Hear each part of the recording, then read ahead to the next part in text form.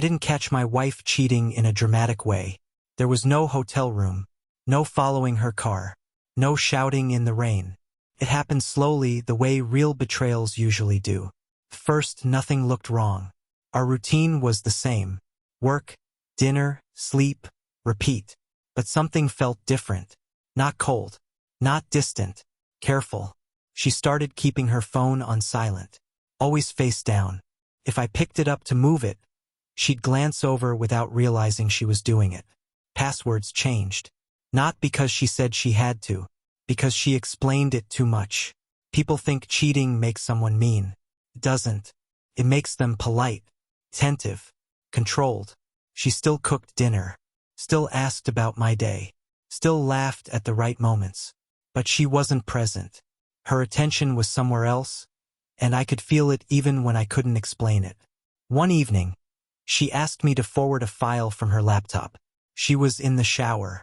Her email was already open. I wasn't suspicious. I wasn't looking for anything. Then a notification appeared at the top of the screen. Just one sentence. Delete the messages. I'll call you later. No hearts. No flirting. No obvious romance.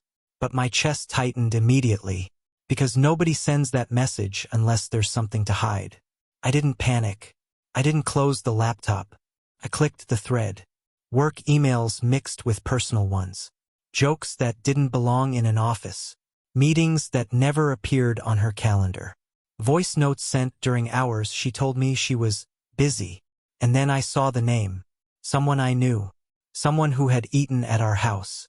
Someone who had shaken my hand, looked me in the eye, and asked how married life was going. That was the moment denial ended. People talk about heartbreak like it's overwhelming pain. What I felt was different. It was embarrassment. The kind that settles in your stomach and stays there. Embarrassment that I trusted someone who thought I wouldn't notice. Embarrassment that she believed I was that unaware. I closed the laptop, and I didn't say a word, because confronting someone too early only helps them lie better. So I waited, and I watched. Over the next few weeks, everything confirmed what I already knew. Late meetings that didn't exist. Calls taken in the bathroom. Texts deleted the moment they were read. Her voice changed when she spoke to certain people. Softer, careful. That voice used to be mine. I didn't collect evidence like a detective. I didn't spy obsessively. I just paid attention. And once you start paying attention, the truth doesn't hide very well. Her affair partner wasn't reckless. That's what made him dangerous. He was married. Children. Stable job. Clean image. Men like that don't think they're doing anything wrong. They think they're managing risk. They think secrecy is protection. It isn't. It's borrowed time. I didn't message him. I didn't threaten him. I didn't warn him. I found his wife's contact information, and I thought about what I would want if I were her. Not anger. Not insults. Not opinions. Facts. So I sent her the truth. Calmly. Privately. With proof. Then I stepped back. What happened next wasn't dramatic. It was slow. Arguments. Denial. Late-night conversations that changed everything.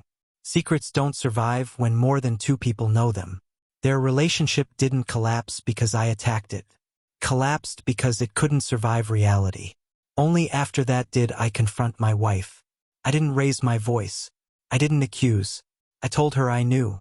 I told her how long. I told her what I had already done. She cried. Not the kind of crying you see in movies. The quiet kind. The kind that comes from realizing you've lost control of the story. She tried to explain. Loneliness. Feeling unseen. Feeling disconnected. I didn't argue, because explanations don't undo decisions. I handed her the divorce papers. That was the conversation. She didn't lose everything overnight. Real life doesn't work like that. She lost it slowly. Trust. Stability. The version of herself she thought she was. He lost his marriage. His reputation. The illusion that he was careful enough to get away with it. And me? I lost the future I thought I had. The plans. The assumptions. The version of my life that depended on trust. But I kept something more important. My self-respect. because the real revenge wasn't destroying them. It was refusing to protect their lies.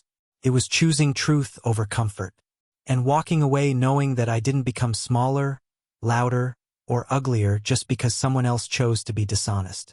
Sometimes the strongest thing you can do after betrayal isn't to fight. It's to tell the truth and leave.